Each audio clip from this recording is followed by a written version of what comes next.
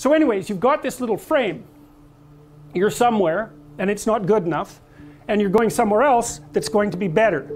And what better depends upon is the state of these underlying biological systems, and then more complexly, as those biological systems get integrated into a personality and into the social world, then the frame and the goal is going to be dependent on that more complex hierarchical organization. So you're not in here because you're hungry. You're in here because if you get a degree, maybe you don't ever have to be hungry. So the hunger is properly incorporated into your, you don't want to be cold, you don't want to freeze to death in the winter, you don't want to be on the street, you know. So your higher order goals are long-term socially negotiated solutions to the problems that are implicit in your being. That might be one way of thinking about it. So and the micro elements of this, so you could say I'm hungry, that's a physiological state and a conception. I have a vision of how I'm going to solve that, but then, and that's an abstraction. But what you do to transform point A into point B is not an abstraction. You act. You know, so if you're hungry, you actually move your body, say down from the second floor into the kitchen, and you arrange things so that there's transformations in the world. And that's a good way of thinking about the relationship between the mind and the body. Your hypothetical solution to your problem, that's the mind. But the manner in which you incarnate that solution, that's no longer abstract. So, you know, people are always trying to solve the mind-body problem. And that's, as far as I can tell, that's how you solve it, is you have abstractions, but they're not abstractions that are representations of the world.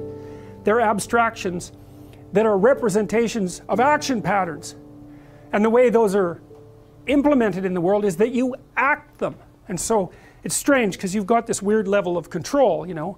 I can move my arm and I seem to be able to do that voluntarily, but I really have no idea how I'm doing it. Like, I don't have conscious access exactly to the musculature, except technically, and I certainly have no idea what I'm doing chemically to make those muscles transform. But my abstractions ground out in this movement, and I can observe the movement and modify it, but I have no conscious access whatsoever to the micro processes that are making that possible. I have no idea why that is. Probably because I'm not smart enough. That would be my guess, right? Is you're only going to, evolution is only going to allow your mind to control those elements of your being that you're smart enough to control. And so you don't get voluntary control over your heartbeat, for example, because you'd just forget, and then you'd be wandering around, and then you'd forget to beat your heart and bang, you'd be dead. So you don't get to do that.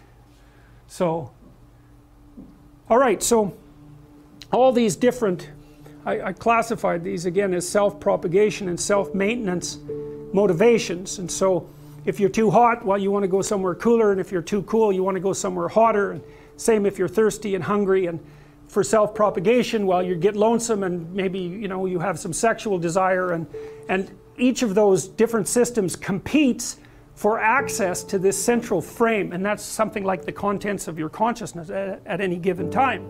So up pops a desire, but it's the wrong way of thinking about it, because a desire sounds like something that's pushing you forward, but the desire is goal, framework, emotion, perception, action, pattern, all at the same time. It's a little personality, or it's a little story.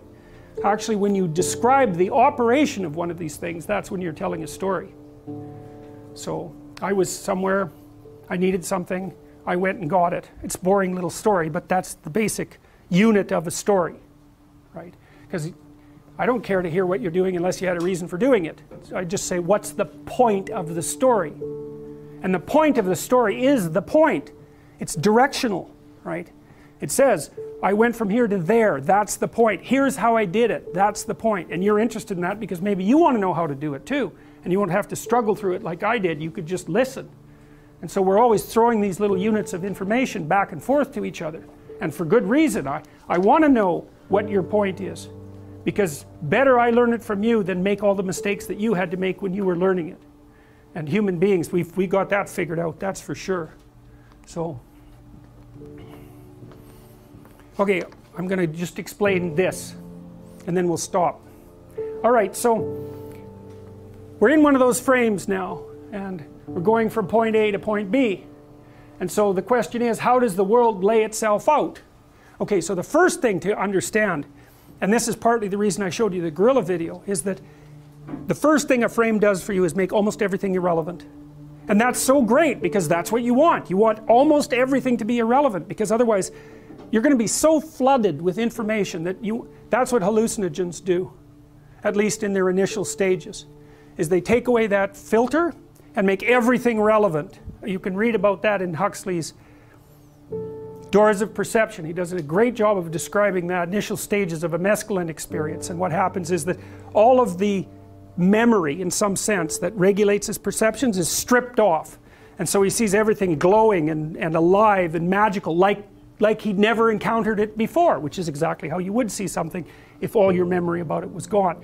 And so he sees things as way more complex and interesting than he normally sees them. Well, that's fine, but you know, if you're like that all the time, then you know, you end up in a ditch starving to death or something. Like it's not commensurate with normal life. That's what it looks like.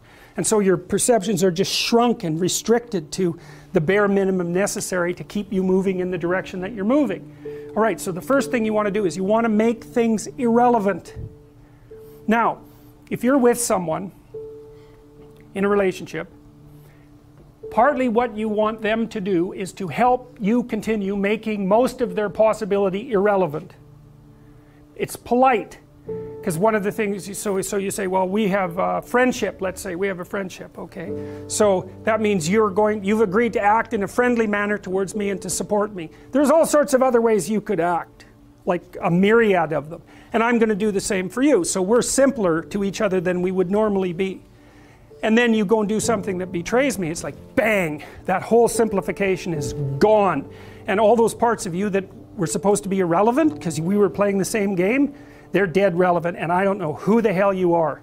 And so that's really rough, and people do not like that. It's this emergent mismatch between their desires and the way the world is manifesting itself.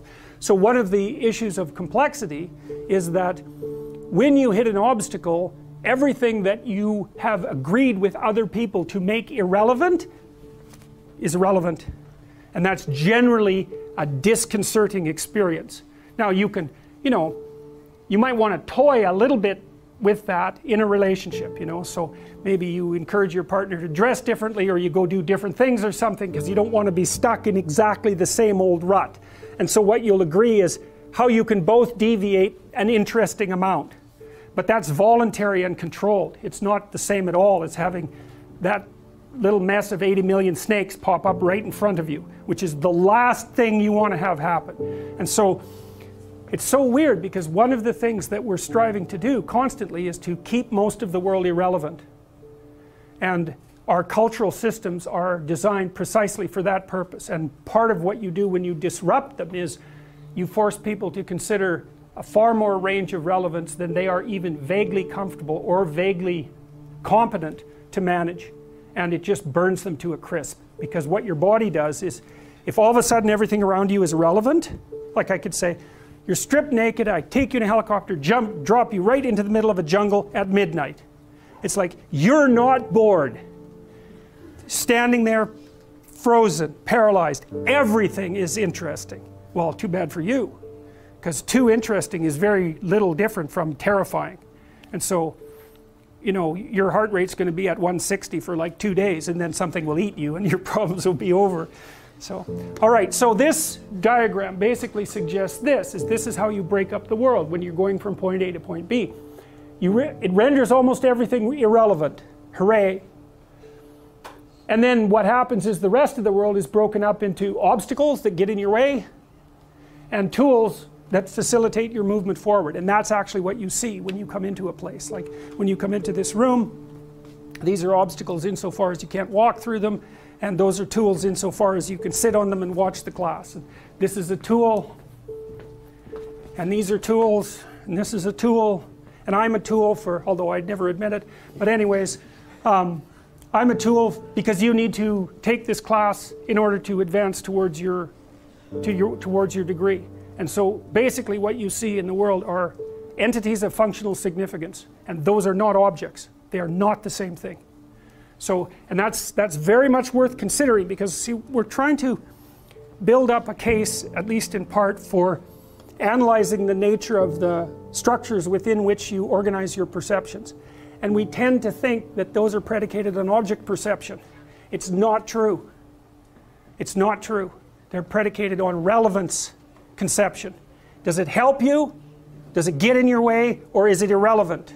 That's what you want to know. If it helps you, you're happy about it. If it gets in your way, you're negatively predisposed towards it. If it's irrelevant, it's invisible. And so if your little scheme is functional, your little frame is functional, then most of the things that you encounter are mildly positive. And that's how you know that you know what you're doing. That's how you validate the entire frame. So, okay, good.